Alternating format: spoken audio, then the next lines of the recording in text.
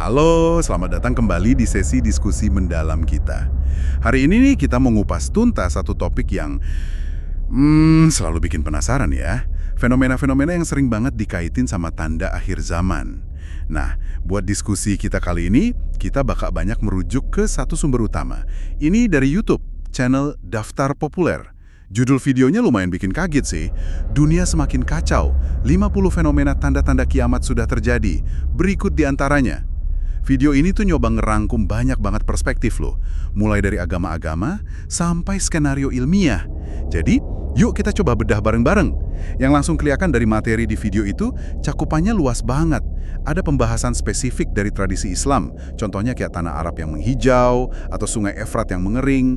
Itu kan sering dikaitin sama, nubuat munculnya gunung emas. Entah itu beneran emas atau mungkin temuan arkeologi gitu ya. Tapi nggak cuma itu aja. Ada juga sentuhan ke perspektif Yahudi, Kristen, Hindu, Buddha, sampai ke prediksi sains modern. Betul sekali. Dan yang menurut saya menarik banget dari cara penyajiannya itu, gimana satu fenomena yang sama sering dikasih dua kacamata. Kayak soal tanah Arab menghijau tadi. Di satu sisi, ya disebut sebagai tanda dalam hadis. Tapi di video itu juga disodorin penjelasan ilmiahnya. Soal curah hujan yang katanya lagi tinggi, sama data sejarah kesuburan di sana. Pola kayak gitu muncul beberapa kali. Nah, iya kan? Misalnya nih, kalau dari Islam dibahas tanda-tanda kiamat sugra atau kiamat kecil. Wafatnya Nabi Muhammad SAW disebut jadi kayak pembukanya gitu.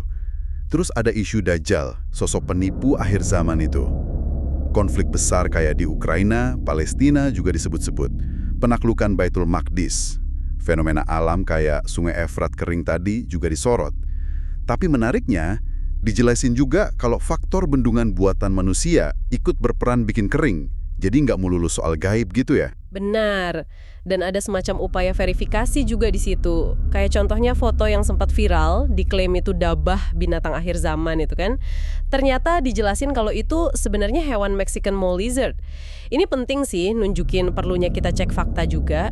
Soal Danau Tiberias juga gitu. Disebutin sempat surut banget, dianggap tanda, tapi dicatat juga kalau level airnya naik lagi. Jadi informasinya lumayan dinamis lah ya. Oke, terus kalau kita geser dikit ke perspektif lain yang diangkat di sumber ini. Dari tradisi Yahudi sama Kristen, ada konsep yang mirip-mirip juga ya. Misalnya, keyakinan soal umat yang bakal ngumpul di tanah perjanjian, terus datangnya Mesias atau Yesus Kristus buat umat Kristen, lalu ada perang besar, Harmagedon itu, munculnya figur antikristus, tanda-tanda alam, kemerosotan moral, itu juga jadi tema umum di situ. Nah, yang mungkin agak beda itu pandangan dari tradisi timur, kayak Hindu dan Buddha yang juga dikutip. Di sana, waktu itu sering dilihat sebagai siklus, jadi nggak ada akhir yang mutlak gitu. Konsep kayak kalpa sama yuga di Hindu itu kan ngegambarin kehancuran sebagai bagian dari siklus kelahiran kembali alam semesta.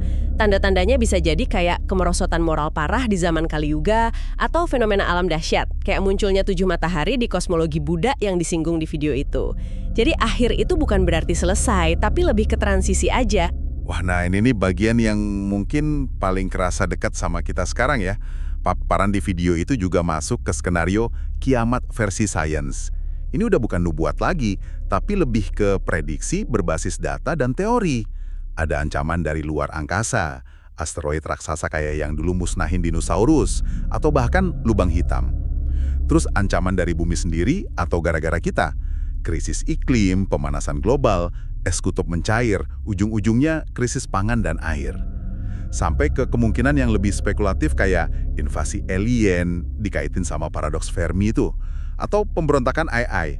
Wah, ini sampai ngutip kekhawatirannya Stephen Hawking segala. Ya, kalau kita coba tarik benang merahnya, materi dari video daftar populer ini nunjukin betapa beragamnya cara manusia ngebayangin atau antisipasi akhir. Mulai dari penghakiman ilahi, tanda-tanda supranatural, siklus kosmik yang terus berputar, sampai ancaman nyata yang lahir dari alam semesta atau bahkan dari teknologi ciptaan kita sendiri.